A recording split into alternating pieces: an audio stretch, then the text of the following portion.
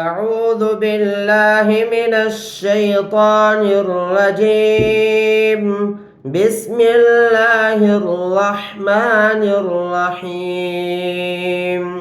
إن الأبرار لفي نعيم وإن الفجار لفي جحيم يصلونها يوم الدين وما هم عنها بغائبين. وما